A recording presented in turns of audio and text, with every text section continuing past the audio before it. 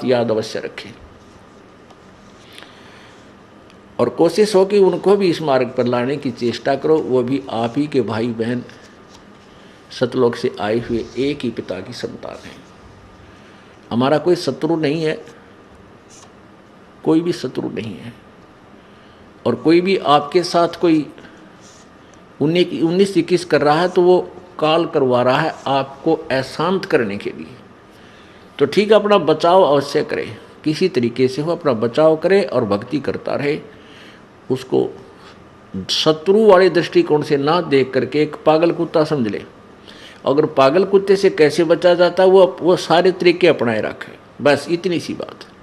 अब क्या बताते हैं, ऊंचा दिसे धौलरा ये मांडी चीती पोले, एक हरि के नाम बिना यो जम मारेगा रोल। यो काल रोल मार रहा तुम्हारी, तुमने बहका रहा है, मूर्ख बना रहा है, तुम्हारे साथ धोखा कर रहा है। ये बढ़िया बढ़िया कोठी तेरी, ये बेटी तेरी या कार तेरी, नहीं, तेरा तो अपना शरीर भी नहीं है। हाँ ठीक है, जिन बच्चों का आपके साथ संयोग है, इनको एक धनी के बच्चे जानकर, एक मालिक के बच्चे जानकर इनकी परवरिश कर, इनकी सेवा कर, जो तेरे योग्य है, जो तुझे सौंपी गई है। वो किस दृष्टिकोण से करे बच्चे अपने बच्चों का पालन? जैसे एक नौकरानी, इस दास ने देखा जब ये नाम उपदेश मिला, ये ज्ञान प्रभु का मिला, उसके बाद आंखें चार हो जाती है इंसान के। तो हर एक प्रक्रिया देखा करता था कि जहाँ हमारा ऑफिस था उससे एक कोठी छोड़कर दूसरी में एक बहुत बड़ा अच्छा सेठ रहता था, कोई फैक्ट्री का मालिक। उसकी एक लड़की थी 7-8 वर्ष की, और उस बच्ची का जो स्कूल था वहाँ से ज़्यादा यानी 5-10 किले दूर होगा, 2000 फुट की दूरी पे। तो एक नौकरानी रखी हुई थी स्पेशल उसी लड़की के लिए। वो उसको खाना बनाती थी, उसकी इच्छा अनुसार जो भी वो चाहती थी वो खिलाती पिलाती थी, नहवाती धोवाती थी, और उसको कपड़े पहनाकर स्कूल की ड्रेस, और उसको वहाँ छोड़ कर आती थी और छुट्टी होते ही लेकर आती थी। गर्मियों के दिनों में वो क्या करती थी, वो नौकरानी एक छोटी सी छतरी लेकर के उस बेटी पर, उस बच्ची पर तो छाया रखती थी और स्वयं धूप में चलती थी, क्योंकि उसके मालिक की बेटी है वो। और जब उसको वो नौकरी से निकाल दिया, उसने मुड़ के भी ना देखा उस बेटी की तरफ, क्योंकि वो उसकी नहीं थी, लेकिन उसकी ड्यूटी थी, उसमें वो पंचुअल थी, कहीं मालिक नाराज ना हो जाए। तो ये जो बच्चे बेटा बेटी आपके संस्कारवश आपके पास आए हैं, तो आपने इनको मालिक के दिए हुए, मालिक के बच्चे, और आप उनको उस परमेश्वर का नौकर जानकर सेवा करके देखो इनकी। तो फिर आपकी ठीक है, थोड़ा बहुत लगाव बच्चे में बन जाता है, लेकिन वो 2 दिन पीछा पर खत्म हो जाता है। जिसको ये हृदय में यादस की कि तेरे नहीं है, अभी तो हम अपने मानते हैं इनको, और यहाँ बिगाड़ होता है। ये सोच ले ये अपने हैं ही नहीं। एक लेवा एक देवा दूतम, कोई किसी का पिता न पूतम, ऋण संबंध जुड़ा एक ठाठा, अंश में सब 12 बाटा। बहुत से प्रमाण परमात्मा ने बहुत से ऐसे उदाहरण दिए हैं, एग्जाम्पल दिए हैं, जिससे हम अपना दिल रोक सकते हैं, डांट सकते हैं, और परमात्मा के चरणों में दृढ़ हो सकते हैं। उनको अपनाना चाहिए। ये फार्मूले होते हैं जिनसे ये प्रॉब्लम हल होया करते। इन प्रॉब्लम्स को सोल्व करने के ये तरीके हैं, और ऐसे ही होंगे, और किसी तरीके से ये हल हो ही नहीं सकता। जो परमेश्वर ने आकर के स्वयं उसकी जो है ना समाधान बताए हैं, हमने उन्हीं का पालन, उन्हीं का प्रयोग करना पड़ेगा, तब हम इस एग्जाम में सफल होंगे। काचना व मैडिया चूना माटी लाए, और मी चुनेगी पापनी दौड़ के लेगी आए। क्या बताते हैं परमात्मा कि कहा चुनाव है मैडिया, मैडी बड़ी बड़ी कोठियाँ, और कहते हैं चूना माटी लाए, पहले चूने को, आजकल तो सीमेंटेड बहुत अच्छी मानी जाती है, उसमें चूना, जो चूना प्रयोग करता था वो बहुत बड़ा सेठ होता था, नहीं तो मिट्टी की चढ़ाई करते थे, मिट्टी कच्ची ईंटों से अपने मकान बनाया करते थे गांव वाले। तो बहुत बड़े सेठ को परमात्मा कह रहे हैं कि कहाँ चुनाव मैड़ियाँ, बड़े बड़े महल और चूना माटी लाए, और मौत चुनेगी पापणी, मौत तुझे चुनेगी एक दिन आके, चुग लेगी और दौड़ के लेगी आए। ये मैड़ इतनी बढ़ती बढ़ती रह जाएंगी। रोहतक के अंदर एक बहुत बड़ा सेठ था, उसने एक मार्केट बनानी चाहिए। मार्केट उसका अपना पुराना सा कुछ स्थान था, उसको फोड़ फाड़ के एक मार्केट बनानी शुरू की। जैसे वहाँ काफ़ी मार्केट बन जाती, ऊपर नीचे उसमें दुकानें निकालने लगा। और उसकी कितनी तमन्नाएं थी, कहते वहाँ वो अधिक बनी थी। और शाम के समय उन मजदूरों को उनकी मजदूरी का हिसाब करके, और स्वयं वह टूटी चाल रही थी, गर्मियाँ के दिन थे, उसके नीचे बैठ कर नहाने लग गया। अब स्नान करते करते हार्ट अटैक हो गया और वहीं पर नहीं हो गया। तो परमात्मा कहते हैं, अरे तेरा गजब हुई। ठीक है, वो तो दिन आना था, पर जो कुछ और भी करने के लिए संदेश दिया मालिक ने 100 बार, वो क्यों नहीं किया? अब वो ना वह कोई वो कोई और प्रयोग करेगा, उसका तो काम नहीं आई। ठीक है, भक्ति भी करता रहता और वो जो भी काम था उसको भी साथ लगा रहता, दोनों काम करता। वो कब करता? जब पूर्ण संत की, देखो अधूरे संत, नकली संतों से भी लाभ नहीं होता, और गलत साधना से भी जीव सफल नहीं हो सकता, जीवन सफल नहीं हो सकता, ना भक्ति सफल हो सकती।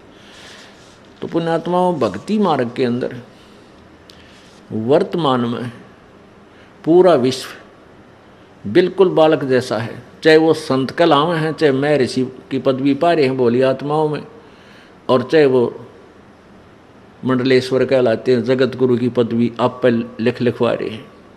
किसी को भी ABC कह भी नहीं पता भक्ति मार्ग का। इस बात को सुनकर प्रत्येक आदमी जो प्रथम बार सुनता है इस दास के इन वचनों को, वो मन में बहुत से दोष पैदा कर लेता है। वो सोचता है कि ये अपने आप को पता नहीं क्या समझता है, बड़ा अभिमानी है, अपने आप को रामपाल पता नहीं क्या बनाए बैठा है। नहीं, इस दास का ना तो यो कोई खानदानी प्रोफेशन था, भाई हमारे दादे परदादे इसे काम पर लग रहे थे, नहीं, एक किसान परिवार में जन्म था इस दास का, और 2 रोटी परमात्मा ने बढ़िया दे रखी थी, जूनियर इंजीनियर की नौकरी थी। परमात्मा ने ना जाने किस प्रकार अनहोनी की है, या इस दास को वो खजाना दे दिया जिसकी पूरे विश्व को आवश्यकता है। और इसके अतिरिक्त कोई अल्टरनेट नहीं, जीव सुखी हो जाए या वो कोई धनवान हो सके, कोई तरीका नहीं। हाँ, बेईमाना, चोरी, ठगी, ये तरीके समाज ने अपना लिए हैं धनी होने के, लेकिन इनसे कभी धनी नहीं हो सकता, ना शांति हो सकती। तो उस शांति को प्राप्त करने के लिए, जैसा कि प्रसंग चल रहा था कि न तो गीता ज्ञानदाता स्थायी है, न उसकी जीवन मृत्यु समाप्त हुई है, और न ब्रह्मा विष्णु महेश और अन्य देवता, क्योंकि ये उसी के अंतर्गत हैं, उनको भी नहीं ज्ञान है यथार्थ भक्ति मार्ग का, इसलिए वो भी शाश्वत स्थान को प्राप्त नहीं कर सकते। और इस दास को ज्ञान हुआ उस परम अक्षर ब्रह्म का, पूर्ण परमात्मा की भक्ति का। इस दास के बताए हुए मार्ग से वो परमात्मा प्राप्ति हो सकती है, और कोई तरीका नहीं इस विश्व में नहीं है। इसको चाहे अभिमान सोच लो या कति यथार्थ और सच्चाई मान लेना। हाँ, ये कुछ दिन के बाद आप फिर बाद में पश्चाताप किया करोगे कि सचमुच वो सत्य कहा करते थे। अब एक थोड़ी सी झलक आपको दिखाएंगे कि ब्रह्मा विष्णु महेश और देवताओं को कितना ज्ञान था, ऋषि और महर्षि को कितना ज्ञान था, और उनका ज्ञान ऐसा है तो उनको समाधान, वो शाश्वत स्थान उनको मिला कैसे होगा? नहीं मिला होगा, इसलिए वो काल के जाल में रहे हैं और हैं। उसके लिए आपको एक छोटा सा प्रमाण देते हैं, श्री देवी भागवत महापुराण क्लियर कर देगी। पुण्यात्माओं, प्रत्येक बार प्रत्येक सत्संग में 10, 20, 50, 100 भक्त ऐसे होते हैं जो प्रथम या दूसरी या तीसरी या चौथी बार आए हैं, और उनको ये प्रकरण रह रह कर सुना जाना अति आवश्यक है कि ताकि उनको ये कंसेप्ट क्लियर हो जा कि वे ब्रह्मा विष्णु महेश को ज्ञान नहीं था। हाँ, बिल्कुल नहीं था। भक्ति मार्ग का उनको कोई ज्ञान नहीं है, था कि है भी नहीं अभी तक। अब उनका ब्रह्मा विष्णु महेश जी की हमने कहाँ से महिमाएं सुनी? पुराणों से, और उन्हीं पुराणों से ही किसी ने हमें सुना के मैं पुराणों से बता रहा हूँ।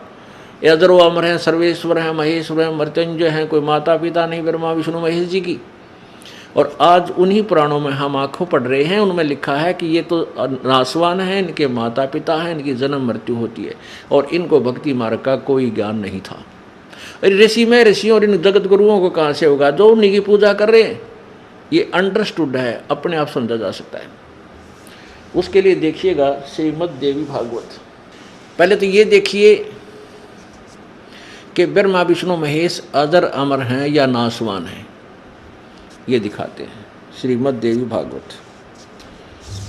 ये देखिएगा श्रीमद् देवी भागवत,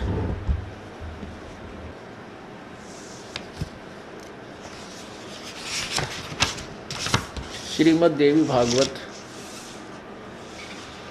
संपादक है हनुमान प्रसाद पोदार चिमन लाल गोस्वामी। कहाँ से प्रकाशित है? प्रकाशक एवं मुद्रक हैं गीता प्रेस गोरखपुर, गोविंद भवन कार्यालय कोलकाता का संस्थान। अब इसके 123 पृष्ठ पर यह क्लियर हो जाएगा कि ये नासवान है ब्रह्मा विष्णु महेश जी, अविनाशी नहीं है। ये देखिए तीसरा स्कंद, ये है स्कंद तीसरा और संक्षिप्त देवी भागवत। इसके प्रश्न नंबर 123 पर यहाँ क्या लिखा है?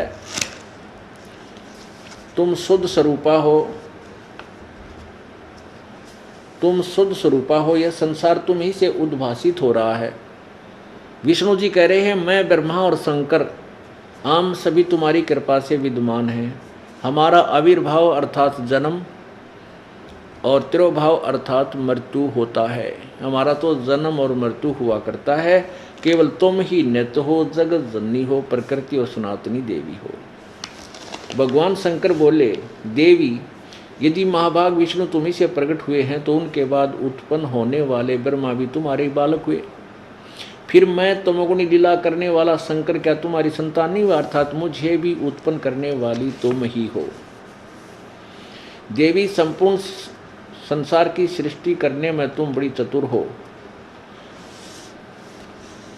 इस संसार की सृष्टि स्थिति और संहार में तुम्हारे गुण सदा समर्थ हैं। उन्हीं तीनों गुणों से उत्पन्न हम, शंकर जी कह रहे हम ब्रह्मा विष्णु एवं शंकर नियमानुसार कार्य में तत्पर रहते हैं। अब इस उल्लेख से श्रीमद् देवी भागवत यानी दुर्गा पुराण के इस 123 पृष्ठ यानी तीसरे स्कंद में ये स्पष्ट हो गया